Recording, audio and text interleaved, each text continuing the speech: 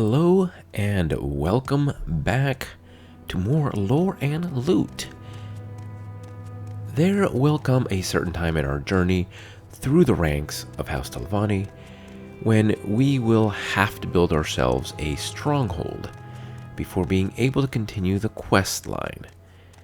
We cannot advance in rank after a certain point without one, so we might as well do this now. The first rank you can be to take on this quest is Mouth, and that's what we are. So let's head over to Sadrith Mora and start the House Telvanni quest, Stronghold. The totality of this quest is actually 3 separate phases, and we can technically do the first 2 phases now, but we will only be doing part 1 today. Again, we are headed back to Sadrith Mora, and specifically, we're going to the council house. Make it quick, old man. Once at the council house, we will head deep into the bowels of the wizard's tower, past the temple members here until we reach this weird cave, where we will find Lunella Laren. Speaking to her, we can ask about a stronghold. She will tell us that before she can start the project, she needs 2 things. Well, technically 3. The 2 things are she needs a construction contract, and the other thing that she needs is 2 things, and that's 2 strong souls, presumably to help transform the mushrooms from mere mushrooms to a giant wizard's tower. Asking first about the construction contract, she will tell us that House Telvanni has expanded too quickly, and that too many unauthorized bases have popped up all over Vardenfell. She wants us to go through the proper channels and speak with Duke Vedum himself over in Ebonheart and officially request permission to build our new home. Asking then about the souls, she tells us that she will need the souls of powerful Daedra. Storm Atronachs work the best, but so will the souls of Winged Twilights or Golden Saints. She then hands us 2 grand soul gems for free, which is actually really quite nice of her. With our tasks laid out, we can head on out of here to get all of this done. And before we even leave the council house, we can actually make some progress towards the soul collecting. Galar Rothan, right here in the council house, happens to have a soul gem filled with a Storm Atronach soul, which we can purchase. We can also steal it, yes, but my sneak skill is beyond terrible, so let's just pony up the drakes and buy it. Thankfully, he gives us a friend and family discount, because the thing is expensive. We're halfway to collecting the required souls, and believe me, this is a good thing, because collecting the second soul is going to be a pain. This is called foreshadowing. While we're here, and right next to Galar Rothan, is Nelso Selenum, who actually can sell us the spell Summon Storm Atronach. This is actually extremely convenient, because wandering around until you happen to come across a Storm Atronach, a Golden Saint, or a Winged Twilight is annoying enough, but then you have to actually capture its soul. If you don't, you have to start the search all over. This way, though, we can summon our own Atronach and use that to fill our soul gem. There are a few problems, though, and we'll come back to this later, but first, we don't have enough skill to even cast this spell, and second, we need a bound soul spell to capture the soul, so we'll need to learn that first.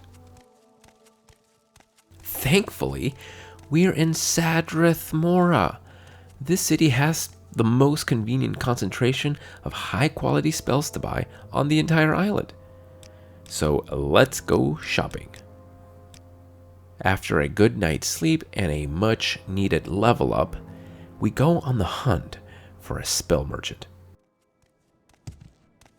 Ortiso Farion is the local sorcerer, and she has a ton of spells that she can teach us, including quite a few summoning spells.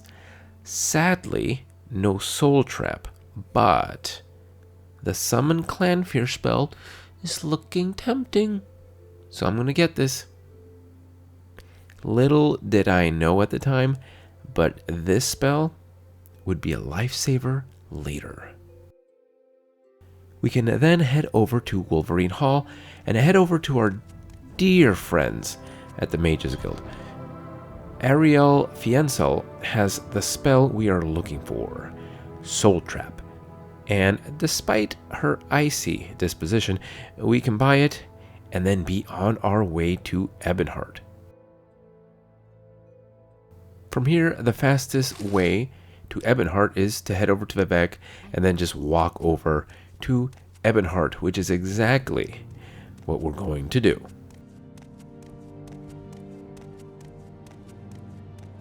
Once in Ebonheart, we need to head inside the Grand Council chambers in the very back of the town, and then head upstairs where we can speak with Duke Vedum Dren. When we do speak with him and ask him about the construction contract, he is hesitant at first. However, he agrees to grant us a construction contract on the condition that we vow to do whatever we can to help the people of Vardenfell. If we agree, then he will hand us a construction contract and tasks us with defending his people, or whatever. Yeah, buddy, we'll get right on that. With the contract in hand, the only thing left to do is, of course, capture that one more soul. Now, I mentioned previously that you can just wander around until you get lucky and find a strong enough soul. However, we're going to summon ours. That way it's guaranteed. That doesn't mean this is going to be easy, because you see, as I also mentioned previously, we don't have the skill to summon the Storm Atronach. So again, we have two choices. We can just train our conjuration skill by summoning over and over, but that's going to take ages. The second option is to pay someone to train us. Great. One problem.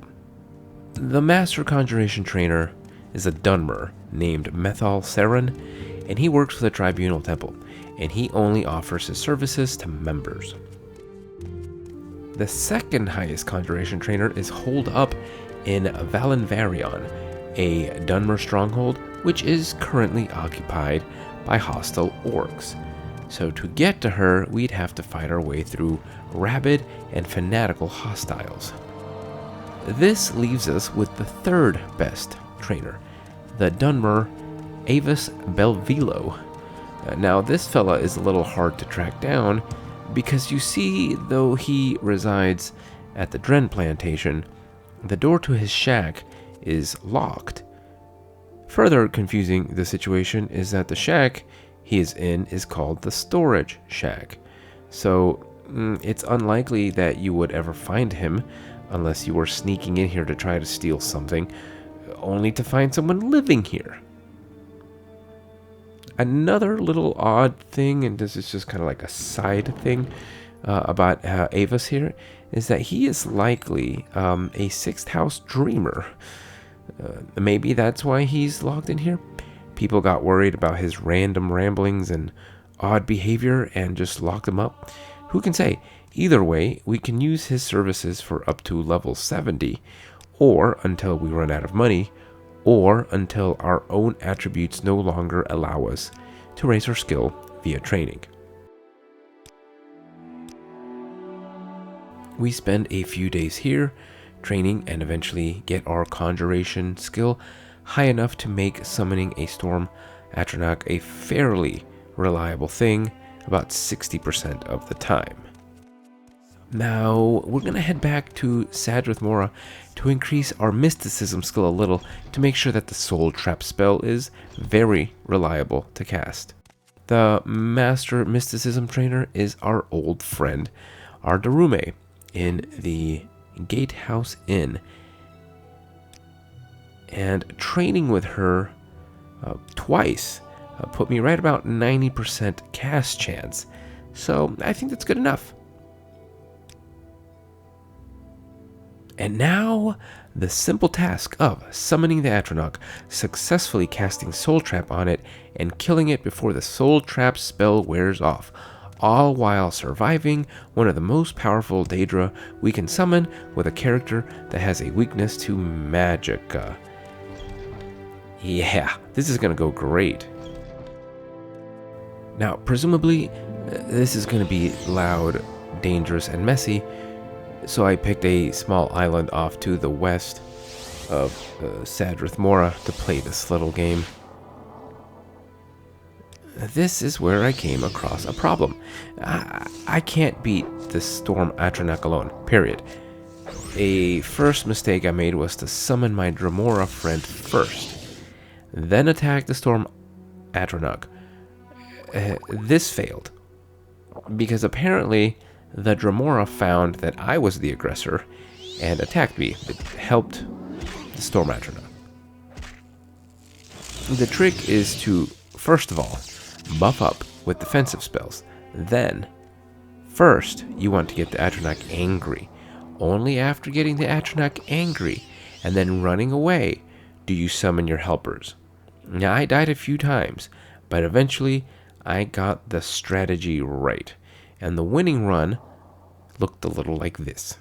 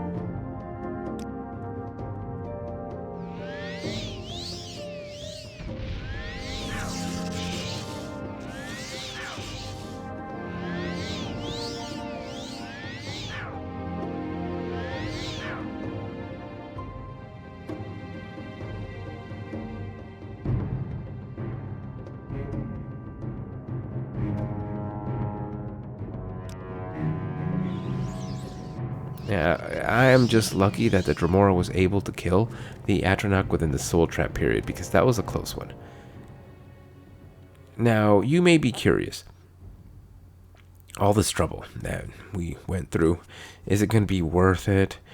Where exactly is the land where we will be putting up our stronghold? Well, let's take a look. The spot is called Ulverith's Grave in the Molag Amur region, and it is a horrible location, surrounded by nothing more than dirt, dead trees, hills, and steam vents. I'm sure it's going to look better once we get started on the building itself. Anyways, with everything that was asked of us in hand, we can return to Lunella Laren.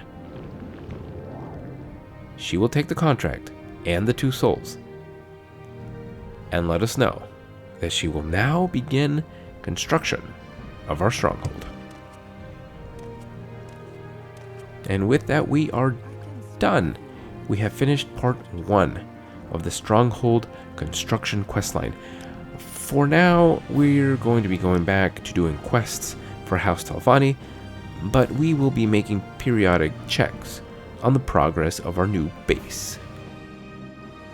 Thank you for joining me for this episode of Lore and Loot Morrowind, and I hope to see you next time.